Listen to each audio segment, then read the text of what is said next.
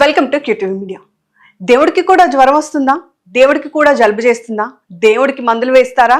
వినడానికి ఆశ్చర్యంగా అనిపించినా ఇది కోట్లాది మంది భక్తులు విశ్వసించే శతాబ్దాల నాటి సాంప్రదాయం. ప్రపంచ ప్రసిద్ధి చెందిన జగన్నాథుడే ప్రతి ఏడాది 15 రోజుల పాటు అనారోగ్యంతో బాధపడతారని, ఆ రోజుల్లో భక్తులకు దర్శనం కూడా ఇవ్వరని తెలుసా?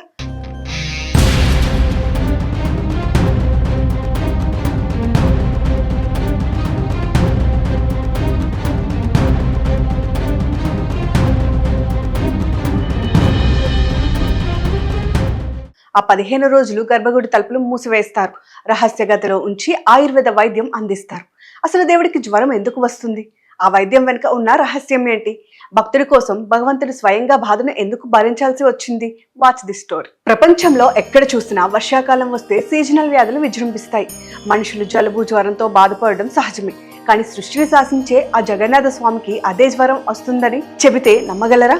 అవును, ప్రతి ఏడాది రథయాత్రకు ముందు జగన్నాథ స్వామి, బలభద్రుడు, సుభద్రాదేవి 15 రోజుల పాటు అనారోగ్యంతో ఉంటారని ఆలయ సాంప్రదాయం చెబుతోంది. ఈ రోజుల్లో స్వామివారి భక్తులకు దర్శనం ఇవ్వరు. ఆలయంలోని ఒక ప్రత్యేక గదిలో విశ్రాంతి తీసుకుంటారు. సాధారణంగా జగన్నాథుడు అన్నప్రియుడు.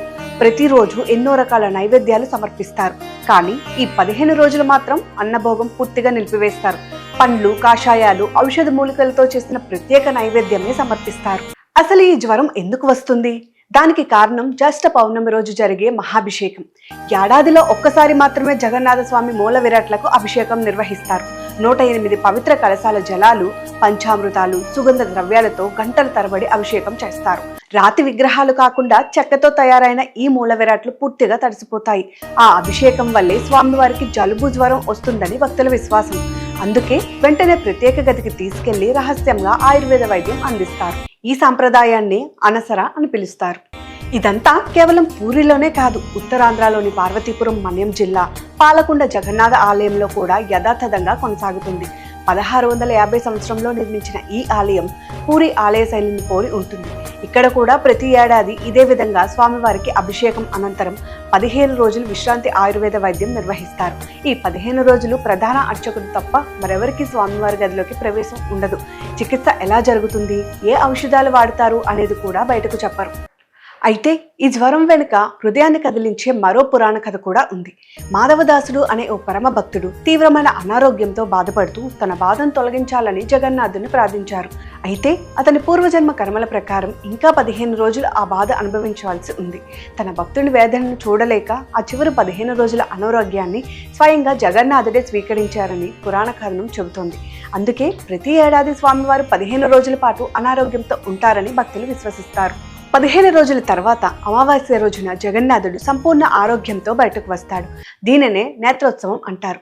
ఆ తర్వాతి తొలి ఏకాదశి రోజున జగన్నాథుడు, బలభద్రుడు, సుభద్రాదేవితో కలిసి ప్రపంచ ప్రసిద్ధి రథయాత్రకు బయలుదేరుతారు.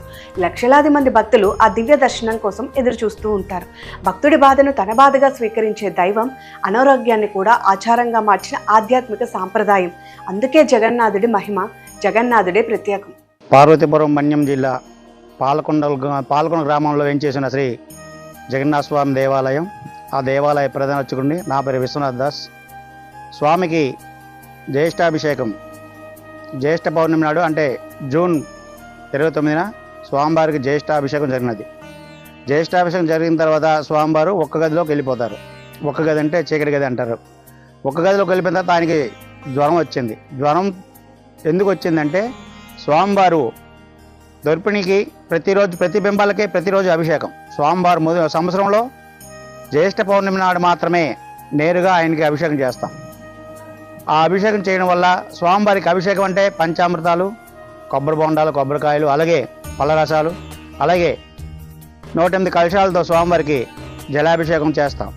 ఆ జలాభిషేకం ఈ అభిషేకాలు చేయక ఆ తడవక స్వామివారు తడవడం వల్ల బలరామ, సోదర సమేత జగన్నాథ ముగ్గురికి కూడా తడవడం వల్ల స్వామివారికి జలుబు చేస్తుందని ఆచారంగా వస్తుంది. ఆ ఆచారం ప్రకారం స్వామివారు 15 రోజులు క్వారంటైన్కి వెళ్ళిపోతారు. అంటే 15 రోజులు చీకటి గదిలోకి వెళ్ళిపోతారు. ఆ చీకటి గదిలో స్వామివారికి అన్నప్రీతి. బలరాముడు అంటే బాగా తింటారు ఆయన. అలాంటి అన్నప్రీతి ఆయన స్వామివారికి. అలాగే పూరిలో చొప్పన భోగం అంటే 56 రకాల పిండి వంటలు పెడతారు ప్రతిరోజు కూడా. అలాంటి తిండి తిన్న వాళ్ళు కూడాను ఈ 15 రోజులు స్వామివారు ఆకలితో చీకటిగానే ఉంటారు. అంటే ఆకలితో అంటే దానికి సరిపడా పళ్ళు ఫలాలు మాత్రమే ప్రతిరోజు నైవేద్యం పెడతాం. ఆ నైవేద్యం పెట్టింది అలాగే స్వామివారికి ప్రతిరోజు ఆయుర్వేద మెడిసిన్ పెడతాం. పూర్వీలో అయితే స్వామివారికి చూడడానికి ఒక ఆయుర్వేద డాక్టర్ ఉంటారు. ప్రతిరోజు ఆయన టెస్ట్ చేసి దాని ప్రకారం ఆయన మెడిసిన్ ఇస్తారు. మాకు పొరం నుండి వచ్చిన ఆచారం ప్రకారం ఆయనకి ఆయుర్వేద మెడిసిన్ పెట్టి 15 రోజులు ఆయన స్వామివారి చీకటి గదిలో ఉంటారు. అలాగే అమావాస్య ఈ సంవత్సరం జూలై 14గా పడుతుంది. ఆ 14 నాడు స్వామివారికి 15 రోజులు కూడా జబ్బు నుండి స్వస్తిగా బయటికి తీసుకొచ్చి స్వామివారు ఆ రోజు బయటకు వస్తారన్నమాట. బయటకు వచ్చిన తర్వాత ఆ రోజు నేత్రోత్సవం అని అంటారు. అంటే స్వామివారు ఎప్పుడు 15 రోజులు కనిపించారు కాబట్టి నేత్రోత్సవం అనే ఒక కార్యక్రమం జరుగుతుంది. ఆ కార్యక్రమంలో స్వామివారికి సంప్రోక్షణ చేస్తాం, అలాగే హోమాలు చేస్తాం. అలాగే ఈ 15 రోజులు భోజనం లేదు కదా స్వామివారు, ఆ రోజు పంచభక్ష పరిమళాలతో స్వామివారికి నైవేద్యం పెడతాం. నైవేద్యం పెట్టిన దానికి ఆ రోజు భక్తులు చాలామంది వచ్చి వెయిట్ చేస్తారు.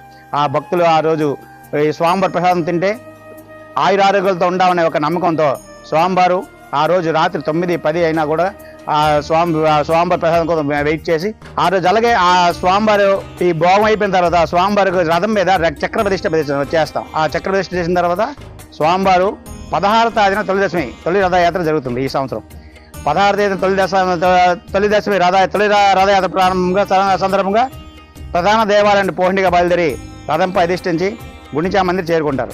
గుండిచా మందిర్ చేరుకున్న తర్వాత అక్కడ మళ్ళీ ఆ రథం మీద నుండి పోండి కిందకి వచ్చేసి ఆ గుండిచా మందిర్లో ఈ విధంగా భక్తులు 50 మంది వచ్చి ఈ స్వామివారిని దర్శించి తీర్థ ప్రసాదాలు స్వీకరించి స్వామివారి కృపకు పాత్రలు కావాలని కోరుకుంటున్నాం.